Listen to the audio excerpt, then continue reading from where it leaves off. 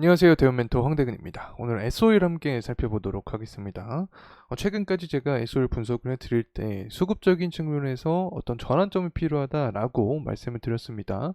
개인이 좀 강한 매집세를 계속해서 보여줬기 때문에 이제는 개인의 매집세보다 외국인이나 기관 혹은 연기금의 매집세가 들어와줘야지 이 부분이 지속이 돼야지 추가적인 주가에 대한 부양 모습을 받을 수 있다라고 설명을 드리는 기억이 나는데 현재 이 부분이 발현이 되고 있지 않나 생각을 하고 있습니다. 그리고 나서 이제 글로벌 정세도 보게 되면 원유 사이클이 다시금 돌아온 게 아닌가라는 생각이 들고 있는데 유가가 상승하게 되면 에소일의 주가도 상승 가능성이 커지죠. 그렇기 때문에 글로벌 정세까지 함께 알아보는 시간 갖도록 하겠습니다. 우선 첫 번째로는 23년 7월 달에 출현을 했던 이 패턴이 지금도 지속이 되고 있는 상황인데 이 부분 함께 분석을 해보고 석유주 강세가 과연 발현이 될 수 있을지 정치적인 관점을 통해서 함께 풀어가 보는 시간 갖도록 하겠습니다.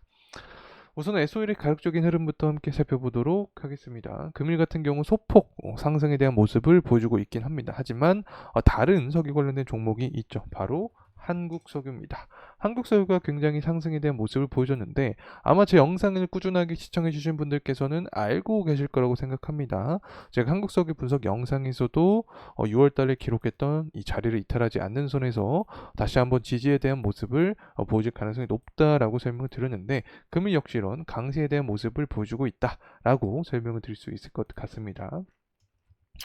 돌아와서 SO를 다시 한번 살펴보도록 할 텐데 7월 달에 형성이 되었던 구간이 있습니다. 23년 7월 달에 당시에도 이 구간 저점을 기록하고 나서 상승에 대한 모습을 보여줬습니다. 그 뒤로부터 저점 구간을 이탈하지 않는 선에서 지지를 받아주고 다시 한번 상승에 대한 흐름 그리고 단기 과매수 구간을 도달하고 나서 다시금 가격 조정을 거치고 있는 상황이다 라고 설명을 드릴 수 있겠는데 포인트는 결국에 7월 달에 형성했던 이 저점 라인을 이탈하지 않는 선에서 재차 상승하는 게 중요한 포인트로 작용이 될 수 있다 이렇게 말씀을 드릴 수 있겠고 또 수급적인 측면도 보게 되면 금일 같은 경우에는 외국인의 매도세, 기관은 매집세에 대한 모습 보여줍니다. 하지만 우리가 좀 긍정적으로 바라볼 수 있는 것은 2거래일 연속 연기금의 매집 물량이 들어왔다. 특히 이번에 전 거래일 같은 경우 연기금 매집 물량이 좀 강하게 들어왔죠. 때문에 앞으로 이러한 동향이 좀 유지가 된다라고 하면 추가적인 전환점을 위한 어떤 준비 단계가 될 수 있다는 점을 말씀을 드리고 싶습니다. 자, 이제 하나하나 살펴보도록 하죠. 일단은 뭐 국제유가가 급등을 했다라는 이야기와 함께 석유주가 강세에 대한 모습을 보여줍니다. 한국 석유가 굉장히 강한 상승에 대한 모습을 보여주고 있고 에솔 같은 경우에는 사실 한국 석유보다 시가총액이 크죠. 때문에 상승에 대한 변동폭이 좀 적을 가능성이 높다 이렇게 해석을 할 수 있겠죠.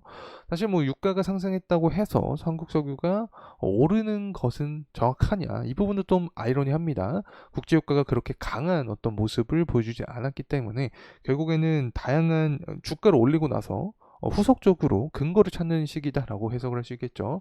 그래서 한국석유는 동해석유 관련의 테마도 껴있기 때문에 이렇게 강세를 보이지만 에솔 같은 경우에는 동해석유 테마의 모멘텀을 제대로 받지는 못한다라고 말씀을 드렸던 기억이 납니다. 원유를 사우디에서부터 수입을 해야 되기 때문에 그렇다라고 설명을 드렸던 기억이 납니다. 어쨌든 이러한 유가의 테마가 형성이 된다라고 하면 결국에는 장기적으로 봤을 때 SOE도 상승 가능성이 있기 때문에 이 부분은 우리가 살펴봐야 되고 도대체 유가가 왜 상승을 했냐?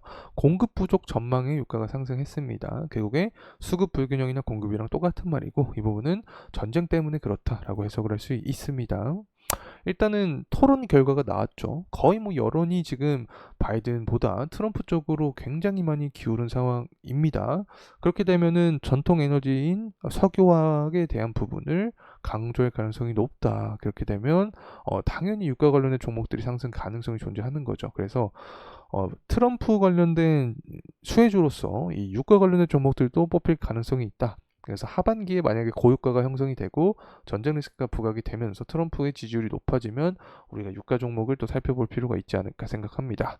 그리고 나서 현재 83불 정도를 형성을 해주고 있는데 80불 후반대 그리고 90불 초반대 가격대까지 도달을 하게 된다라고 하면 우리가 시나리오를 짠 이 고유가에 대한 시장의 분위기가 형성이 될 수 있다. 그래서 일단 단기적으로 봤을 때 내일입니다. 미국의 원유 재고가 나오게 됩니다. 내일 23시 30분에 미국의 원유 재고가 나오게 되는데 공급값 자체가 좀 줄어든 모습을 보여주게 되면 가격이 상승하니까 고유가에 대한 기조가 더욱더 명확해질 가능성이 존재한다라고 생각을 합니다. 그리고 나서 이제 달러는 사실 그렇게 유가와는 큰 관계가 없다라고도 해석을 할 수 있겠지만 수급적인 어떤 시장의 분위기를 파악하기 위해서는 꼭 필요하다라고 설명을 드리고 있는데 원달러 환율이 지금 1387원 정도의 가격대를 계속해서 형성을 해주고 있는 상황입니다.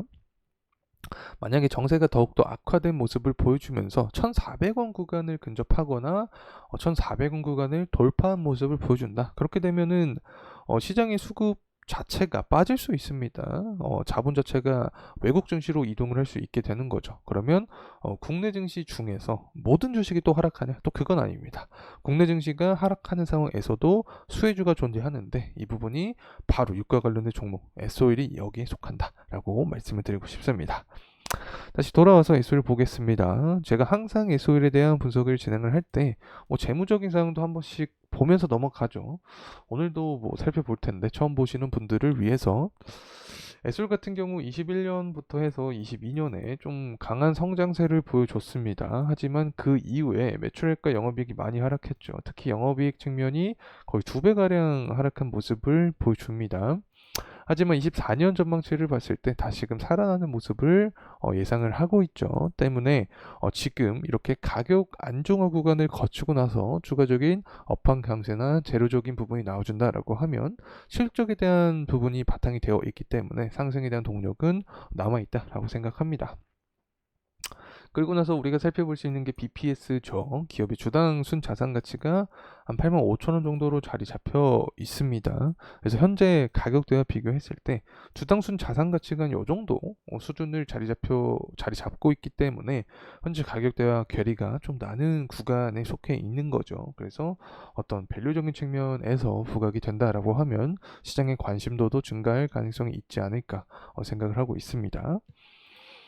이 결국에 주봉으로 살펴보게 됐을 때 현재 일단 주요 이평선 구간을 이탈했다. 그래서 현재 구간에서 진짜 좋은 모습을 보여주기 위해서는 일단 21선 구간에 대한 돌파 여부가 중요하다. 21선 구간을 돌파를 하게 되면 121선 구간에 대한 돌파 여부를 2차적인 포인트로 삼아야 되지 않을까 생각을 하고 있습니다.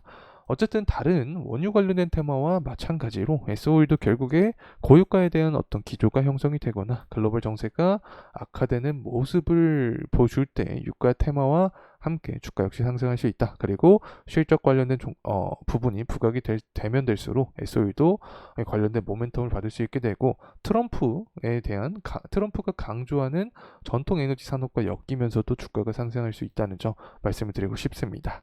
자, 이상으로 S-오일에 대한 영상 마무리하도록 하겠습니다. 감사합니다.